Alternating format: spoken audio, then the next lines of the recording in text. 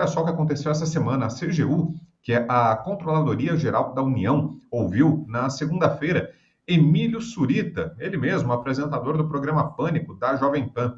Foi no caso do ex-diretor da PRF, a Polícia Rodoviária Federal, Silvinei Vasquez, por uma entrevista que foi concedida pelo Silvinei no programa em 29 de agosto de 2022.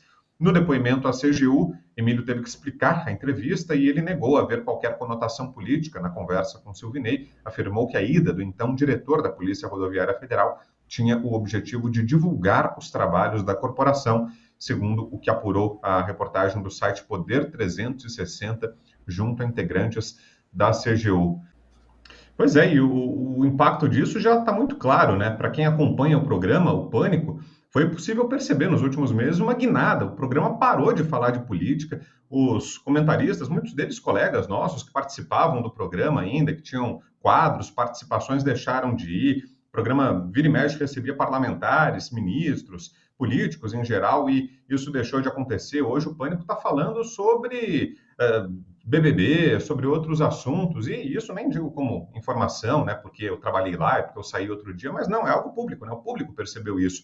O programa só avisou, tirou o pé, era um ponto de resistência ainda na programação da Jovem Pan, era um programa que se aventurava a falar coisas que os outros programas de jornalismo já não falavam mais, e o Pânico também agora teve essa guinada, né, então não dá para saber, aí palpite ou inferência se tem a ver com essa investigação ou não, mas até a própria coincidência de datas nos leva a cogitar essa possibilidade. Será que quando o programa recebeu essa intimação, o Emílio foi avisado de que teria que depor, será que a partir daí isso conduziu a essa mudança editorial no programa? Enfim, mas fato é que o efeito parece ter sido produzido, né, Consta? Dá a sensação de que chegaram onde queriam chegar, né? Exato, o intuito é isso, né? É constranger, intimidar e calar. Em essência, calar. É um método soviético da CGU que, aliás, foge totalmente da sua competência, esse tipo de investigação, né? Veja, o caso da Jovem Pan é perfeito para ilustrar que já estamos numa ditadura e que numa ditadura manda quem pode e obedece quem tem juízo, né? Porque foram para cima da emissora, a gente sabe disso, nós dois viemos de lá, você mais recentemente, a Fabi também, nós três, eu há mais tempo, mas a gente sabe que, por exemplo, no meu programa, que era o 3 em 1, tinha lá as falácias pipérnicas do meu querido amigo Piperno, né? E tinha pluralidade. No Jornal da Manhã tinha a Amanda Klein, tinha um monte de esquerdista. Eu cheguei a ter que aturar, e sem ganhar por insalubridade, o Dirceuzinho lá, o garoto que agora está oficialmente na campanha lá do PT, né? Então, existia pluralidade. Mas nós éramos investigados e de alguma forma achincalhados e pressionados porque dava voz demais à direita. Quer dizer, a Globo fazer toda a bancada de gente simpatizante da esquerda e anti-bolsonarista até o último fio de cabelo desgrenhado do Guga, isso tudo bem. Agora, a Jovem Pan colocar dois petistas e dois mais independentes ou de direita, que são mais pró-Bolsonaro contra Lula, isso nem pensar.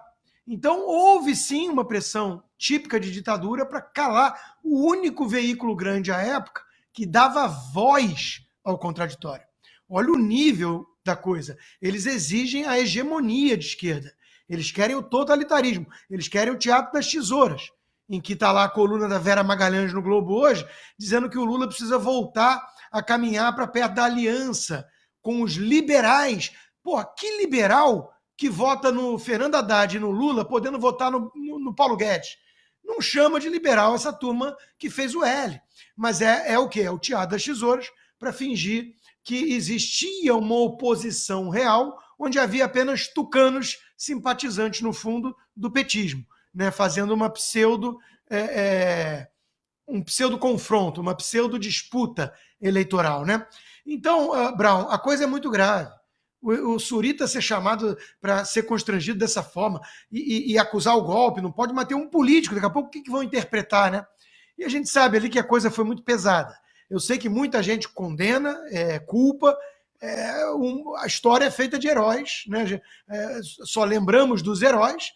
Quem vai se acovardando no meio da pressão da ditadura, infelizmente, acontece, é humano, mas é esquecido, é abandonado, né? E nós temos também que tirar o chapéu para quem não se acovardou.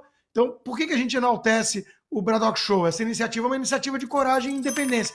Por que a Revista Oeste é parceira? Por que a Gazeta do Povo é parceira? Porque não se curvaram, não aceitaram fazer esse jogo sujo. E isso merece todo o crédito do mundo. Quem foi ficando no caminho, soldados que não aguentaram o rojão, a gente só tem a dizer uma coisa: lamento, eu entendo a pressão, é muito injusta, é muito pesada, eu tenho lugar de fala, a Fabi lembrou, passaporte cancelado, contas bancárias com muito salário da Jovem Pan acumulado, bloqueadas há 1 ano e meio, as minhas contas bancárias, e sob censura prévia nas redes sociais do Brasil. Mas eu estou aqui, eu não estou elogiando o cistileiro, eu não estou falando de culinária. Eu continuo defendendo a liberdade e apontando para os algozes que o Brasil tem dos nossos direitos básicos. Show de bola, Consta. Assina embaixo. É isso aí.